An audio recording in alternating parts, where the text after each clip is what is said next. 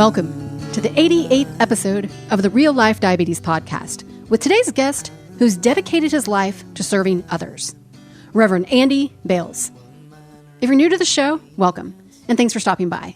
My name is Amber Kluwer, and I'm the co-founder of the Diabetes Daily Grind and host of this, the Real Life Diabetes Podcast. I enjoy sharing my story and those of other people living their best life with this disease. Reverend Bales' story was one I could not pass up. While many of us living with type 1 diabetes hardcore quarantined, he hit the front line to serve the homeless community on Skid Row. He is truly a hero. Before we get started, I have a few quick announcements.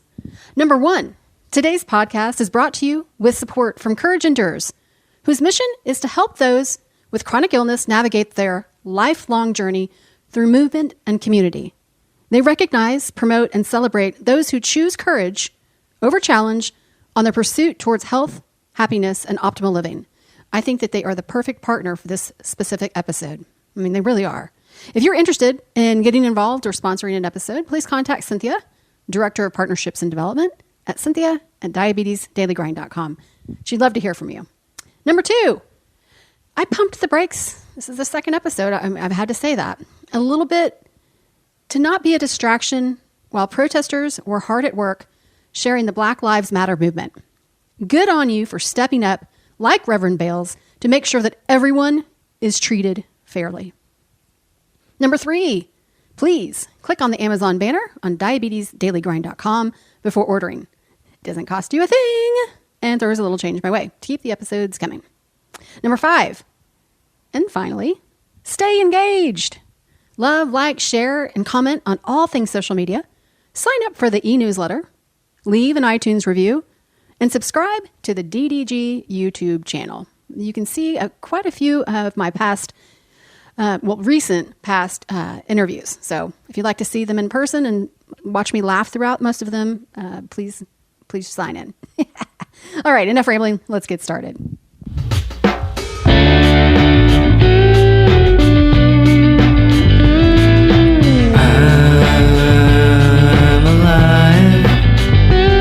Yes, I'm alive.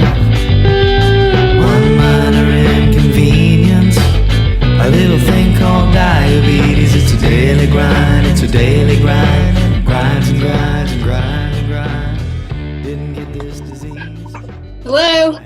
Hi. Reverend Bales, can you hear me okay? Yes. Thank you so much for taking time to chat with me. You let me know whenever you're ready. All right. I'm ready now. Look okay? Yeah, you look great. I mean, lighting is always a nightmare for all of these, so you do the best you can. So are you sitting in your office? Yes. Well, I just want to start by saying that I'm going to hopefully not cry through any part of this because I was watching, what is it called? Regular Heroes series recently. Because I like the feel good stuff, and at night, especially through all of this and dark times and whatnot.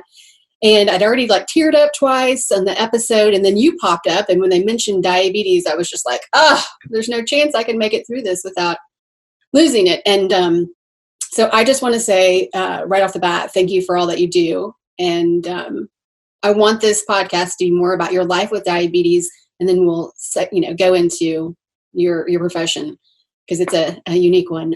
So do you mind sharing a little bit about your diagnosis story? So I can tell you, I was in 8th grade, I believe. Mm-hmm. I was practicing basketball in the morning, wrestling after school, and my parents took me out for a week of school. And as I think back, I struggled in Little League the spring before that, seeing.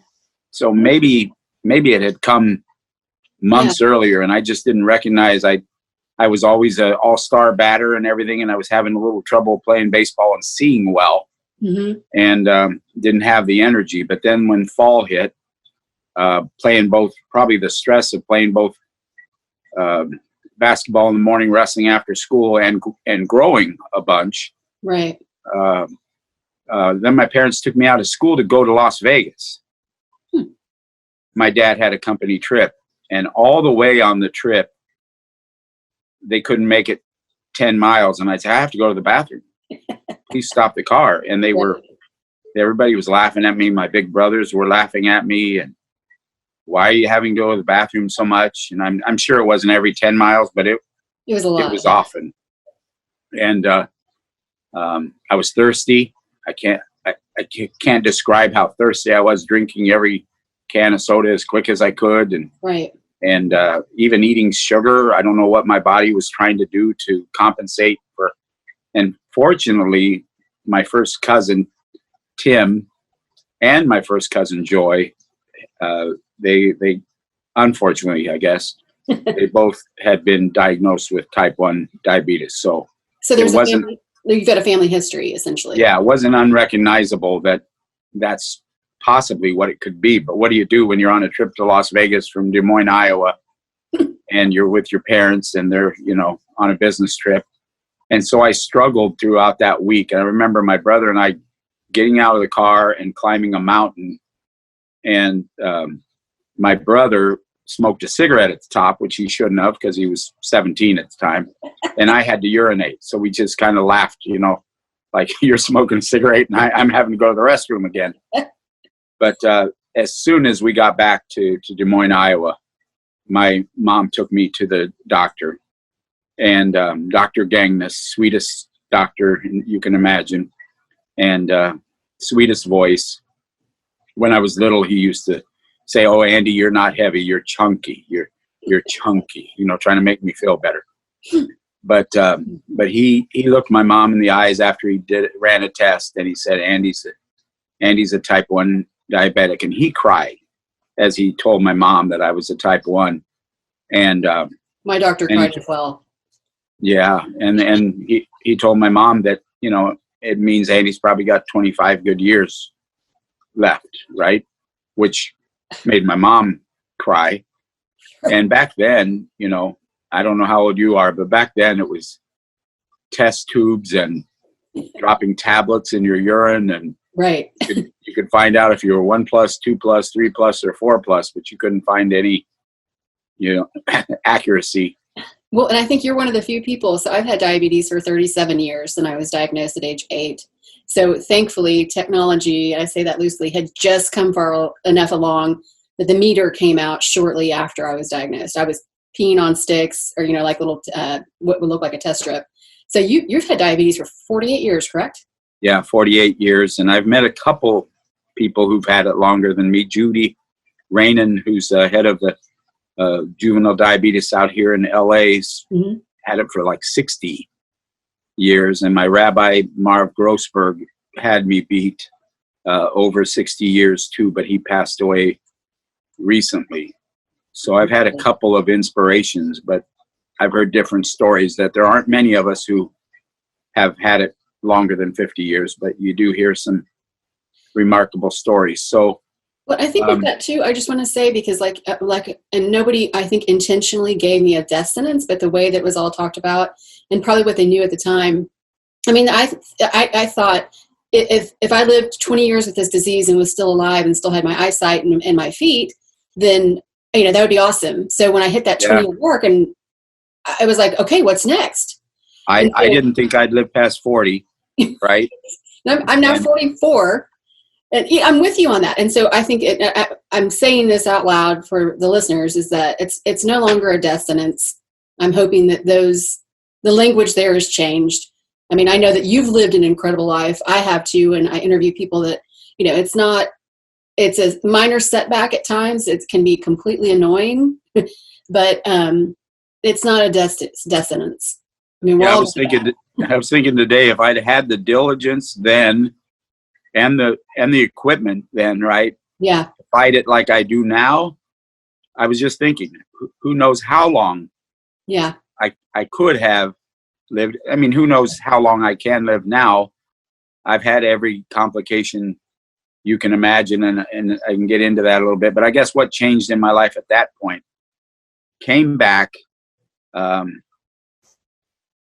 to drop one. I had to drop either basketball or wrestling. I stuck with wrestling and tried to be in athletics throughout my life, and I was a pretty good athlete, four or sport athlete, but it did have its effects on me even beginning then. Okay, so when you were first diagnosed, did they just put you on like a daily injection, or were you giving 2 injections a day, or? Yeah, so when I started, it was a mix of regular and then what was it? NPH. Yeah, thank you. Body clear. I hadn't even thought about NPH for so long. It was a mixture, a little bit of regular and a little bit of NPH in the morning, and then I did the same at night, but less of each. And I did not like the test tubes and the tablets, and it certainly wasn't as easy as I do now, testing myself 10 times a day. I've tested myself so much in my life, the FBI cannot fingerprint me. Well, I would say that's on the list for you. I have no fingerprints. Why are you not wearing a constant glucose monitor, a CGM? I got so thin for a while that I could not have both the pump attached and the attachment of the monitor, because I didn't have enough fat or skin available, and I've had to move around. When you have it for so long and you move around trying to find new sites, hard enough to find the one site as well as having to. I've got a little extra meat now, so I probably could go back to the ICM. I'm getting you a CGM. There are 2 different kinds right now. Dexcom, which is what I wear and I prefer because of the arrows, but also the Abbott Freestyle Libre. You can put it on the underneath side of your arm. That's where it's actually recommended. And I mean, everybody's got a little loose skin there. And so I hate the fact that you're testing 10 times a day. And it's about quality of life. And I know you're helping other people have quality of life. And so I'm going to heavily encourage you and work with these companies to make sure that you get the devices that you need. Well, thanks. I'll give it another try. I got to tell you one story. Yeah. I'm riding my bike around Lake Tahoe. This is to raise money for JDRF, juvenile diabetes. And my wife and I it starts off like 20 degrees in the morning and ends up 81 degrees in the afternoon. But we're riding around Lake Tahoe. We're climbing the biggest mountain climb, and I had a continuous monitor, and it starts alarming. And I'm at 26, and I'm riding up the side of a mountain, and my blood sugar is 26. So we stopped, and I loaded up on candy, and then we continued the climb, and I got to the top, and I lost it all. I mean, I ate so much candy that I upset my stomach, and I lost it all over this mountain cliff. And the medical director of the whole ride tried to stop and say, is he okay? Does he need to stop? And I looked at him like, no way, I'm stopping. and we continued the ride. We did the 73-mile loop and had a good time. But that's sometimes been the problem with the monitor too. Is it alarmed with me? It alarmed often going low. Well, and that's the good thing. I mean, I think that's saving people's lives. And when we talk about the young people that are being diagnosed, when I say to parents, is the technology and the advancements in insulin therapy right now, their life is going to be way different than ours. I mean, I wanted to get back. Thank you for getting back to that. So my first cousin, Tim, he did only last 21 years, diagnosed at 15. We were best buddies, like a brother. And I had to go to his funeral when he was 36. My cousin Joy, I think, maybe made it 19 years with type 1. And yet here I am, 48 years later. And the biggest thing is I adjusted to it. Like I accepted it and became the chemist and the coach and the trainer and the mathematician and whatever it takes to manage this. Therapist. And they just rebelled. Right. I mean, I don't blame them. I went through periods of that in my own teenage years, but the biggest thing is accepting and taking advantage of all the technology that is available today and managing it like you're in a battle. I don't want to scare anybody off, but I go through a lot of battles. Like I battle with gangs here. I battle with activists who attack us and battle with neighbors who don't want our facility in their neighborhood and I have a lot of battles. Well, this is my number one continuous battle. Mhm. But I can tell you it helped a great deal to know how to fight a perpetual battle against an unseen enemy. Because when COVID-19 showed up here on our door, all the skills that I've been able to use to battle type 1 diabetes showed up to help protect our guests and our staff here at Union Rescue Mission. I think so. Yeah, people living with type 1 diabetes, we are on the front line every day in a different capacity. And so for a lot of us, when things happen that are just, I don't know. I mean, you go into survival mode, but in a different way than I think the average person. So yeah, you go into battle mode, right? Yeah, I'm always in battle mode. Well, and I don't want to harp on the fact that you've had a lot of complications, but I do want to touch on that. And I want to start by saying that I was on a Zoom T1D women's support group recently. Somebody else is hosting it. I just come in as Amber, not as Diabetes Daily Grind. And it was nice. And unfortunately, there was this young lady who has been diagnosed for less than a year. And she starts talking about, am I going to lose my eyesight? Am I going to whatever? And I was like, all you can do is your best. Just do everything you can. It's like, I don't believe in living in fear. You never know what's going to happen tomorrow. I mean, it broke my heart. I mean, it really broke my heart. She's losing the battle already in her mind and expecting things like, your body's so resilient. I can tell you, I'm proof. You've got a lot going on. My body is extremely resilient.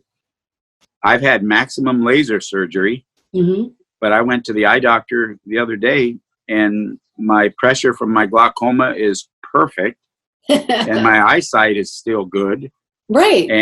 And she couldn't see any trace of retinopathy whatsoever because I am fighting the battle well. And although I've had a quadruple bypass, when you talked about, will I make it past 40? Well, at 37, I had my first heart attack. Wow. But I'm in better shape now than I was then. I had a couple of heart attacks and then a quadruple bypass.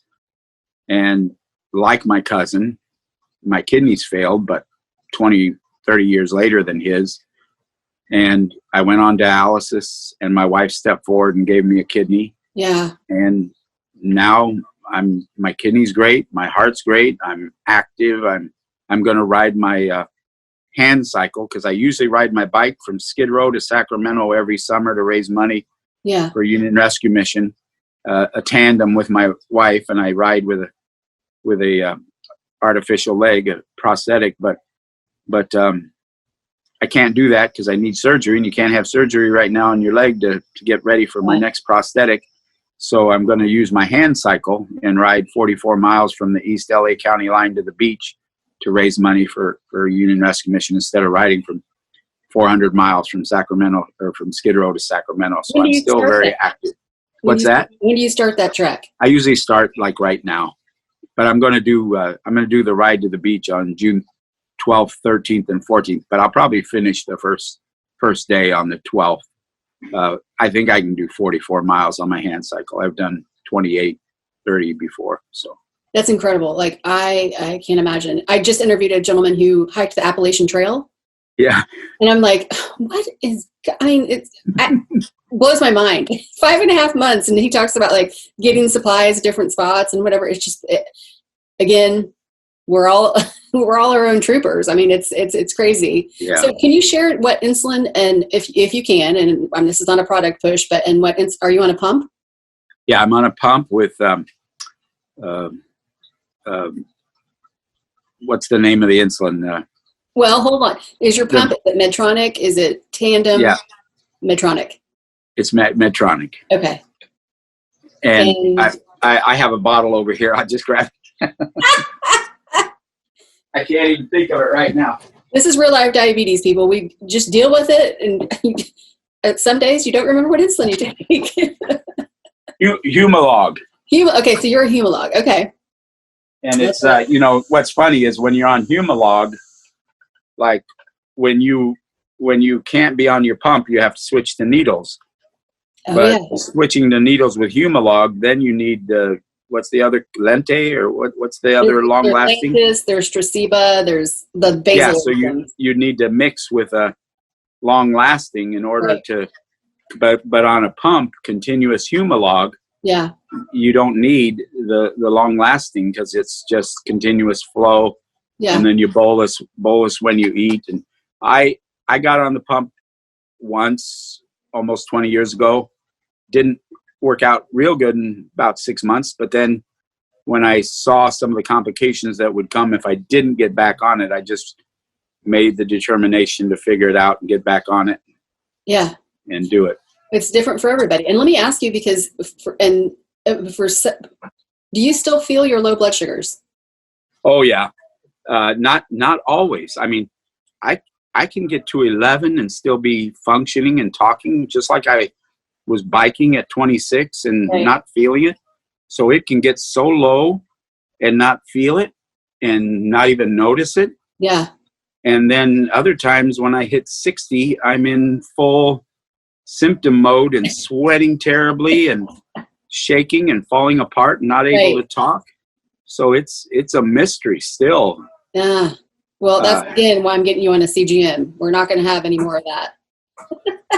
We need to keep you around for a while. So I think this is the latest Medtronic. Is it the 670G? Yeah, and the difference there's a few differences that it will alarm a lot quicker, either high or low. Yeah. Well, and now I'm not educated in this, so I'm going to speak about it loosely, but the artificial intelligence and all the, like now the pumps talk to the CGM and it will stop your bolus. I mean, it's incredible. I mean, it really is artificial pancreas, the closest we're going to get for a while, but I love that the race is on, and a lot of these companies are working well together, which I think is great as well, because we all want quality of life, and especially for the young ones that they can have a normal life and what that looks like. So I want to go into the fact that, when I was watching the series, Regular Heroes, and it talked about you having your foot amputated. It wasn't, and I want you to clarify this. It wasn't because of diabetes. It was no. Right. Okay. Can you explain that? Because Sure. So certainly not diabetes alone. Like I have neuropathy. Okay. And that neuropathy has allowed my feet to get beaten up. Sure. And my left foot now is getting beat up too much because I'm depending on it to get around on crutches. Yeah. And but my foot had gotten beaten up. And this will give you a little idea how crazy I am. But 5 weeks after my kidney transplant, I signed my wife and I up for a triathlon. And she gave me the kidney, and she got 10th among her age group in the triathlon. I got dead last, but I finished. And but walking with those beat up feet, I got a blister. And the blister turned into a wound. Yeah. And I almost had the wound healed and was doing okay on a walking boot. But I stepped in human waste on Skid Row where I work. And when I went into the doctor with a huge infection, I tried to fly to the East Coast. I couldn't stand in line because my foot hurt so bad. Yeah. And when I landed in Charlotte, Raleigh, I had blood blisters all over my foot and had a hard time walking all weekend.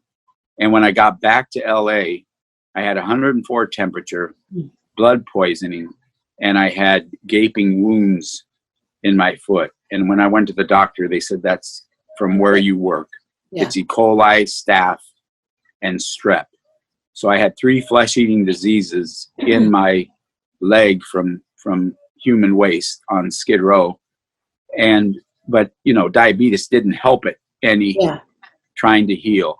Well, from that day on, I was in a wheelchair, and it just got worse. So my foot just was destroyed. My at mid-tib, I 2 years later, they removed my foot, and they removed my lower leg, and they got me a prosthetic. And in February, I got my prosthetic, and I was learning how to walk on 2 crutches. And I had 3 days before my daughter's wedding, I learned how to walk on 1 crutch. And then the day she got married, I performed her wedding, and I danced the first dance with her. I walked her down the aisle, performed the wedding, danced the first dance with her, and then I was dancing all night. And then the next day I was back in a wheelchair because I overdid it. But it was not diabetes alone. And there were activists who attacked me and said, "Oh, you must be a heroin addict. You didn't get that on Skid Row, and oh, you lost it because of your diabetes. Don't say it was, E. coli, staph, and strep found on." But that was the doctor's description of what happened. I don't know why anybody would ever combat that. I mean, like, that just sounds ludicrous to me that somebody would say, well, there's a lot of people out there like that, and I'm sorry that you got that type of negative attention. Like I said, I have many battles. Well, so you have 6 children, correct? Yes, I have 6 children, 8th grandchild on the way. Today we're going to celebrate my 2-year-old little redhead, Isla's birthday. None of my kids have type 1 diabetes. Good. None of my kids, none of my grandkids. Are you familiar with TrialNet? No. That is okay, and I'm only because I don't have a family history, and I have 2 sisters, but it's a test that you can have done that lets your family members know if they have, I'm going to say, markers for the possibility. And don't quote me on this, medical community, but I think there are medications, oral medications you can take to prolong diagnosis. Wow. So, coming on of it, huh?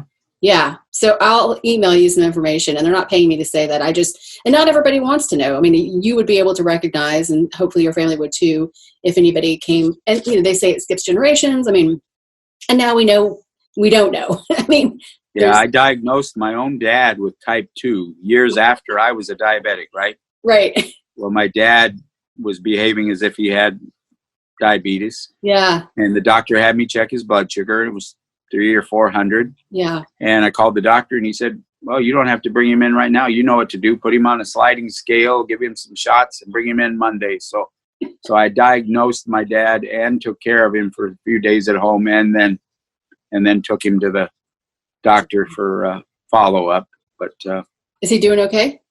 No, he would have been 90 now, but he died at 78, and he had a great, wonderful life. But he chose, he had some complication. He chose not to do dialysis and passed away. He was my best buddy. And I think now, one thing I didn't think about back then, my parents worked so hard, right? And I never thought about it. They worked so hard. And one of the things I figured out now as an adult, they worked so hard to make sure I had medical insurance. Oh, what a burden that must have been on them when my dad lost his job, and I didn't even think about it. What a burden. He went bankrupt with his own company. What a burden that must have been for him, just thinking about making sure I had health insurance. And I had never thought about that until now as a parent and grandparent, trying to make sure my kids and grandkids have health insurance. But what a reward that my parents worked hard and made sure I had the best of care. I feel and that's guilty. The other thing. Yeah, I mean, I totally feel you on that. Like I would say in the past 5-7 years have really said thank you to my parents, because I've never lived without the medications that I needed. My dad was independently employed. He had his own company, and my mom worked around the clock just to make sure that I had everything. And I feel, I'm saying this to the universe so I can release this guilt, but I would lie about testing my blood sugar. So those test strips would go in the trash. And God knows how much they paid for that. They sacrificed. I didn't realize. Yeah, if I'd have known the sacrifice they were making to make sure I had all the care, I'd have even taken much better care of myself. So one of the, yeah. I haven't heard much lately, but is the diabetes insulin shortage, cost of insulin still going on, but just not being mentioned much? Because I have a fridge of some leftover insulin, and I was trying to figure out how do I get this to all those young people who are rationing their insulin. That drives me crazy. It's a really good question. And so in the past 2 months, I've interviewed representatives, the chief medical officer for Novo Nordisk, representatives from Eli Lilly, from Mankind, which is inhalable insulin. I did a follow-up episode with Novo Nordisk because I want to make sure, because they've put out a lot of programs during this time, and the fact that people are trying to do a 90-day supply. And thankfully, I'm going to say the FDA, and I don't know if that's the correct word, but everybody's being a little loose on, and insurance companies are being, knowing that we need these things. It's incredible. And I'm with you. I mean, and that's one of the questions I was going to ask you about the homeless population is, it's my life mission to make sure that everybody has the medication that they need. And I'll be damned if it's because they can't afford it. Like, yeah. And I am literally putting up, as we speak, a resources page on my website that gives you every resource that I can think of. And I say it all the time, like, just ask. If you need something, I will find a way for you to get it. And it just breaks my heart. I could be part of that with you. I would love to do all that I can, because I just my heart couldn't take hearing people rationing to the point where they died. Yeah. And it's nice in a weird way. And, there's horrible times that a lot of people in the diabetes community have come together to work together. And I don't believe in shaking my fist at pharmaceutical companies, because that doesn't do any good. Let's rally together. Let's work together. Let's figure out how to make resources available and work as a team instead of against each other. I've been investing $100 a month into Eli Lilly stock. So maybe I'll have a bigger say someday. not that it'll ever add up to much, but I think that's great. That's a good way of looking at it. And Novo Nordisk, and I'm not going to go into that, but I'm going to apply for something just to see if the process works as it should. And I think, and we're legally are not supposed to give away insulin, because I think it's a controlled substance. I'm working on the legalities of that too, because I just think that's unfair. If I got arrested for making sure somebody had insulin, that's ridiculous. I had somebody show up the other night, diabetic without any medicine, and I took care of him. Yeah. And not long ago, a nursing home dumped a patient. You can read about it in the NBC News. Yeah. Ron Anderson, NBC News, or my name, you'll see the story. He was dumped here without insulin, without needles, without his monitor. And I gave him a monitor and gave him needles and gave him insulin. And now he's well cared for. But, what else do you do when somebody's dropped on your door in danger of dying? Reverend Bales, it was last year or the year before. I received an email from someone I don't know. They didn't leave their name, but said her husband had just come out of an incarceration. And he'd been in there for quite some time. And they gave him, I think he had a vial of insulin. They'd been to the ER twice because of his blood sugar. They couldn't get an appointment because they didn't have medical insurance. And she was just literally, I'm going to say, begging for help. Like, what can I do? And so I reached out to everybody I could think of. I even contacted the insulin company, and I said, what do we do? I don't even know these people. But if they found me to find that, like, I gotta find out. So I emailed her everything that I could think of.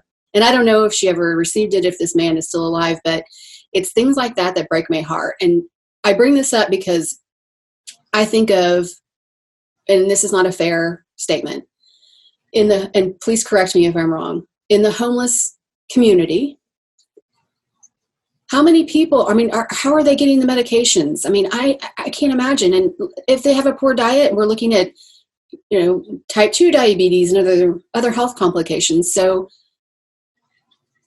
what are we doing? What do we need to do? Yeah, we have a clinic on site, which saves us when we serve thousands, and we have a clinic on site.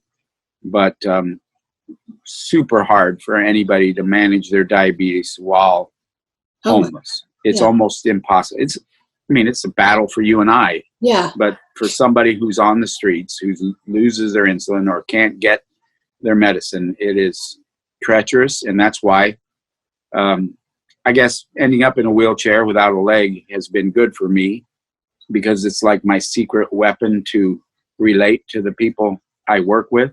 Right. And perhaps the first 200 men in line for lunch will be in a wheelchair or a walker and damaged terribly by unsupervised or lack of care for their diabetes. And same for the women. 150, 200 women will be in walkers and wheelchairs, mostly due to both type 2 diabetes or type 1 diabetes and being on their feet all the time and never able to rest their feet. And so it's helped me better relate to the people who I serve and work with. I guess diabetes in general has helped me understand suffering, and I better relate to the people who I work with because they suffer from so much.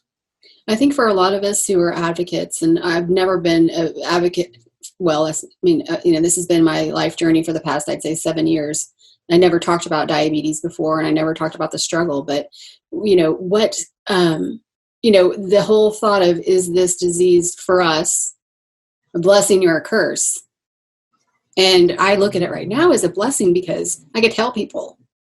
Yeah. I think who knows what I would have done differently if I wouldn't have come down with this dreaded disease, but it has driven me to care about the underdog and care about people who are without. And perhaps I'd have been like that without diabetes, but I doubt it. I probably would have been much more confident and arrogant and not had the compassion for others who were suffering. Right.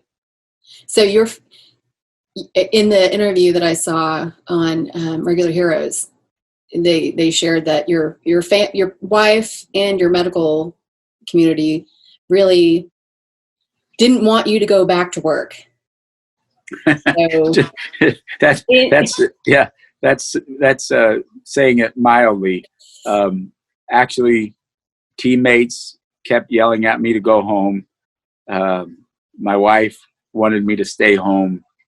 My friends, my kids, my board of directors, and I wanted to speak to this because maybe this will make an impact. My board of directors actually tried to demand that I stay home. And I know it's because they think I'm valuable, right?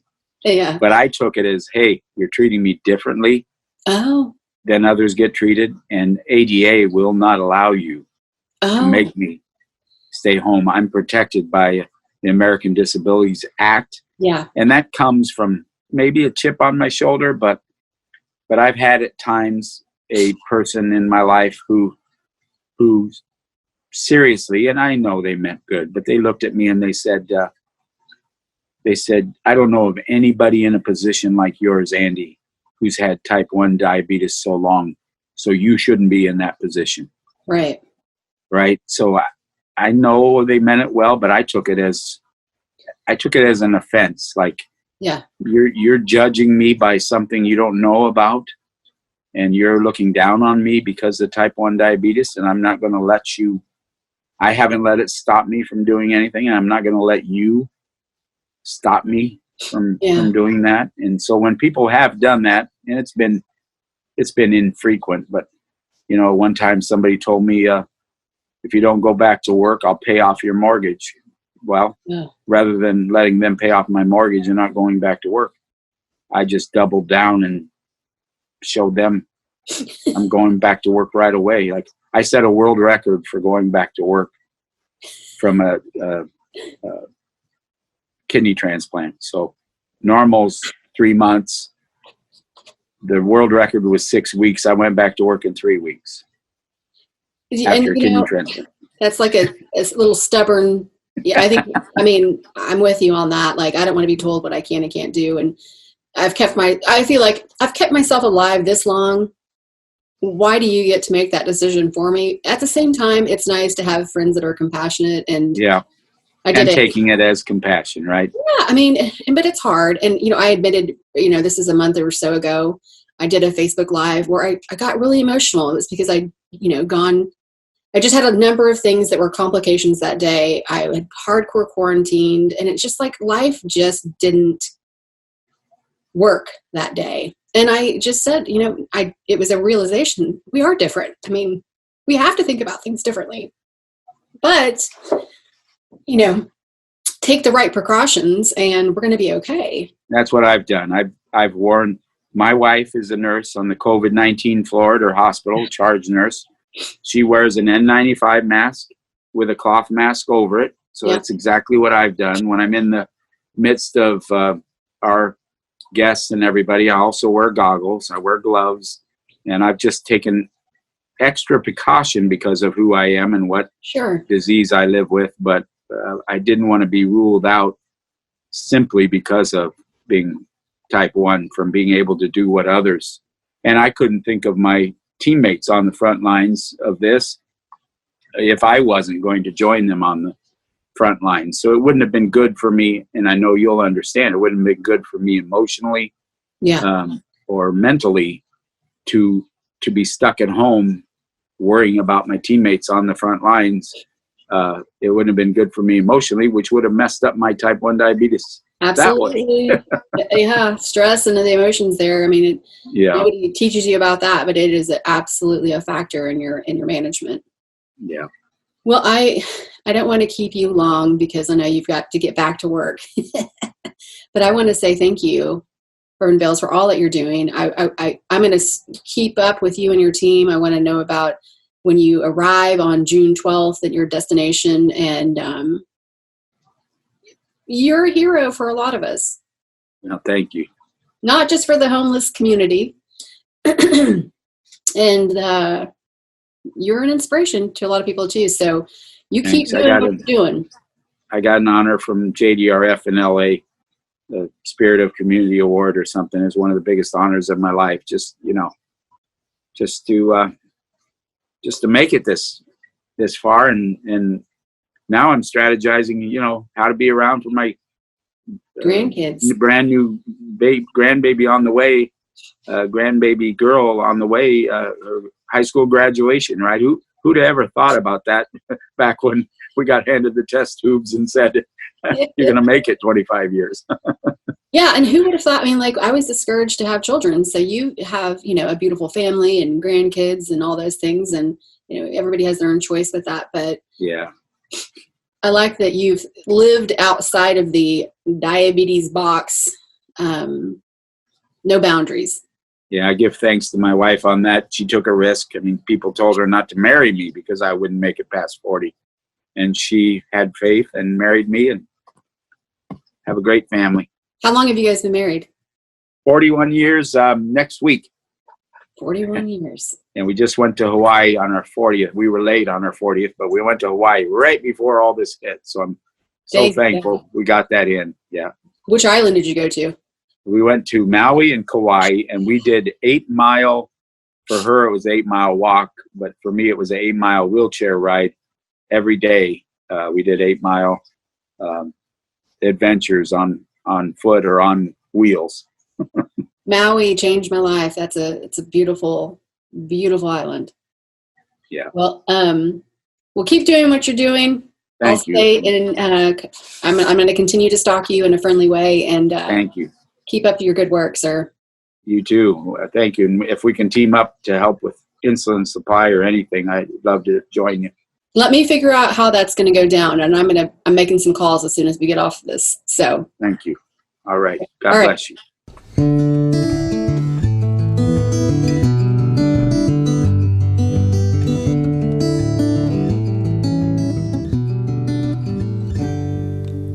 Reverend Bales might be a bit stubborn, but his drive to help others is inspiring.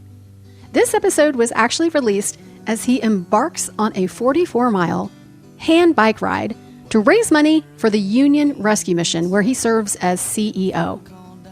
I hope you'll take a couple of minutes to check out the show notes because I have links to all the ways that you can help he and his team reach their goal. Before I wrap up, I have a few last minute things I'd like to share. Number one, be sure to check out all the cool things soon to happen at Courage Endures. There's a link in the show notes, and I feel pretty confident that they're going to be a long-term partner. So I've got some exciting announcements hopefully down the pipeline. Number two, don't forget to submit your Hit the Trails hashtag on social media and via email to Penelope@diabetesdailygrind.com. In case you didn't listen to podcast 87, that's where I kind of announce things. I'm partnering with the National Park Service. We're encouraging all people living with diabetes and their loved ones to get outdoors and hit the trails. You can always use the hashtag RealLifeDiabetes so that we can all see where you're going, what you're doing, and who you're with in a positive way. That sounded kind of creepy.